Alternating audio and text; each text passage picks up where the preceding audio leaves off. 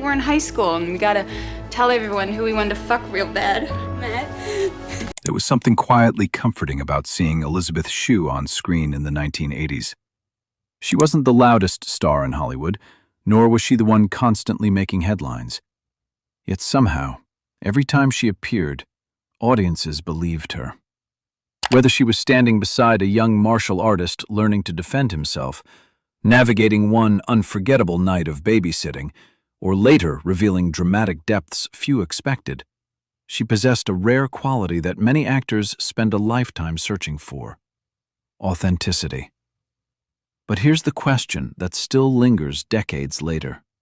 Why did one of the most recognizable actresses of her generation never become the kind of superstar many assumed she would? Was Hollywood overlooking her talent, or was Elizabeth Shue quietly building the kind of career that lasts far longer than fame itself? To understand that story, we have to go back to where it all began. Elizabeth Shue was born in Wilmington, Delaware, but spent most of her childhood growing up in South Orange, New Jersey, in a close-knit family that valued education, hard work, and humility far more than celebrity. Her father was a respected lawyer, while her mother balanced raising the family with community work. Nothing about her upbringing suggested that Hollywood was waiting just around the corner. In fact, acting wasn't part of some carefully planned childhood dream. Like many teenagers, she began appearing in television commercials simply to earn money while continuing her education. Even in those early appearances, casting directors noticed something difficult to define. Elizabeth didn't project glamour in the traditional Hollywood sense. She looked approachable. She smiled naturally. She seemed like someone audiences already knew. That effortless sincerity became her greatest strength. While many young actresses were encouraged to reinvent themselves with dramatic makeovers or carefully manufactured public images, Elizabeth never seemed interested in becoming someone else. She succeeded simply by being believable. As the early 1980s unfolded, Hollywood was increasingly searching for young faces who could connect with a new generation of moviegoers. Teen-oriented films were booming, and studios wanted actors who felt genuine rather than larger than life. Elizabeth Shue arrived at exactly the right moment. She fit that changing landscape perfectly, bringing warmth, intelligence, and an easy charm that couldn't be taught. Within a remarkably short time, one opportunity would change everything. A modest coming-of-age film centered on an unlikely friendship between a shy teenager and an elderly karate master would introduce Elizabeth Shue to millions of moviegoers around the world. Few could have imagined that this quiet young actress was about to become one of the defining faces of an entire generation. When The Karate Kid arrived in theaters in 1984, audiences naturally focused on Ralph Macchio's underdog journey and Pat Morita's unforgettable performance as Mr. Miyagi. Yet Elizabeth Shue's Allie Mills brought something equally important to the story. She wasn't simply the hero's girlfriend. She represented kindness, confidence, and emotional stability in a film built around bullying and self-discovery. Her chemistry with Macchio felt effortless, making audiences believe these characters belonged together beyond the final scene. Although her screen time was limited, millions remembered her face long after the credits rolled. For many young actors, one successful film can become an accident that is never repeated. Elizabeth Shue, however, quickly proved she was more than a lucky casting choice. 3 years later, she stepped into her first true leading role with Adventures in Babysitting. The film was very different from The Karate Kid. Instead of standing beside someone else's story, she carried the entire movie on her shoulders. As Chris Parker, an ordinary teenager thrown into one outrageous situation after another during a single unforgettable night in Chicago, Elizabeth displayed a natural comic rhythm that surprised many viewers. She didn't rely on exaggerated reactions or over-the-top performances. Instead, She played every impossible situation as if it could really happen to an ordinary young woman. That grounded approach made the adventure even more entertaining and helped the film develop a loyal following that only grew through repeated television broadcasts and VHS rentals. By the late 1980s, Elizabeth Shue had become one of those familiar faces audiences encountered everywhere. She appeared in films that families watched together, teenagers rented on Friday nights, and television networks replayed year after year. She wasn't the most controversial actress of her generation, nor the most glamorous. She represented something increasingly rare in Hollywood: reliability. Producers knew she could connect with audiences without overshadowing the story, while viewers appreciated that she never seemed artificial or manufactured. Still, Hollywood has always rewarded reinvention as much as consistency.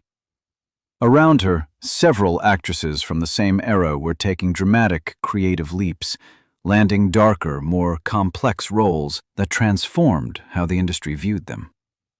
Elizabeth continued working steadily, but an invisible ceiling was beginning to form. She remained in demand, yet the roles offered to her often reflected the same familiar image that had made her famous. It was a blessing that brought lasting popularity, but it also quietly limited how far others believed she could go. By the beginning of the 1990s, Hollywood was changing. The era of light-hearted teen adventures and feel-good blockbusters that had defined much of the previous decade was giving way to more mature, character-driven dramas. For Elizabeth Shue, this shift presented both a challenge and an opportunity. She had already proven she could be charming and relatable, but she wanted filmmakers to see something beyond the familiar girl next door. Rather than chasing bigger paychecks or repeating the same successful formula, she began making choices that carried greater artistic risk. She accepted roles in smaller productions that attracted far less attention than the blockbusters she had become known for. In 1994, she appeared in Radio Inside, an intimate, independent drama that received only a limited release. Most moviegoers never had the chance to see it, but for Elizabeth, the film represented something more important than box office success. It was evidence that she was willing to step outside the comfortable image Hollywood had created for her. She continued that journey the following year in Steven Soderbergh's The Underneath. The film wasn't a commercial success either, but once again Elizabeth chose a character with emotional complexity instead of another safe romantic lead.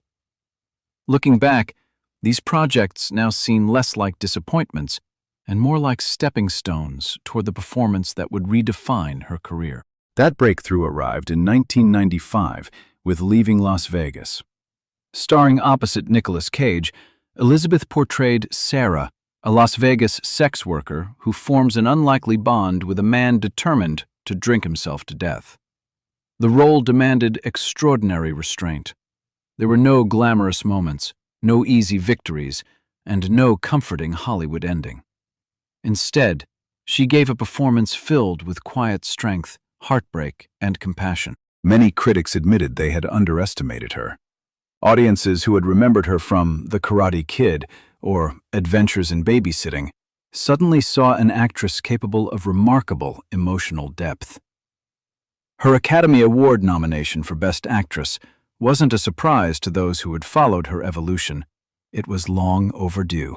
Ironically, the nomination didn't transform her into the kind of prestige star many expected. Hollywood celebrated her achievement, but the flood of complex leading roles never truly arrived. Even so, Leaving Las Vegas permanently changed the conversation around Elizabeth Shue. From that point forward, no one could honestly question whether she possessed the talent.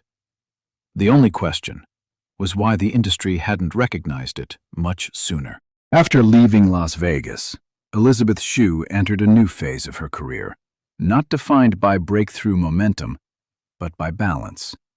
The kind of balance that rarely makes headlines, yet often determines whether a career survives beyond a single defining moment. The opportunities that followed were steady, but not transformative. Films like Palmetto and Hollow Man kept her visible, though they didn't place her at the center of major awards conversations again. Instead of chasing a dramatic reinvention, she began shaping a life that was more sustainable than competitive. By this point, acting was no longer about proving herself to the industry. It was about choosing work that fit alongside family and personal priorities. And while her presence in theatrical releases became less dominant, something interesting was happening in Hollywood itself. Television was changing its identity. What had once been considered a fallback option was turning into the most creatively respected space for actors. Prestige TV began offering layered roles, longer character arcs, and storytelling depth that films were increasingly struggling to maintain. Elizabeth Shue adapted to that shift naturally. In CSI, Crime Scene Investigation, she reintroduced herself to a new generation of viewers. Years later, Cobra Kai brought her back into the Karate Kid universe, not as a memory, but as a continuing part of the story. And in The Boys, she stepped into darker, more morally complex territory, proving she could still surprise audiences decades into her career. Instead of fading from view, she evolved with the medium itself. What once might have been called a slower phase now looks more like longevity done right, consistent, adaptable, and still quietly commanding attention whenever she appears on screen. Looking at Elizabeth Shue today, it's clear her story never really slowed down. It simply changed rhythm. Born in 1963, she is now in her early 60s, and unlike many Hollywood figures of her generation, she has never been defined by absence or retirement announcements. Off-screen, Elizabeth has built a stable family life with her husband, filmmaker Davis Guggenheim, and their children. She has largely kept her personal world private, splitting time between Los Angeles and a quieter, family-focused routine away from constant publicity. There are no dramatic reinventions or scandals attached to her name, just continuity. And perhaps that is the most striking part of her journey. In an industry that often measures careers in peaks and declines, Elizabeth Shue represents something different. Endurance without noise. Not disappearing, not chasing relevance, but simply remaining, on her own terms, still part of the story as it continues to unfold.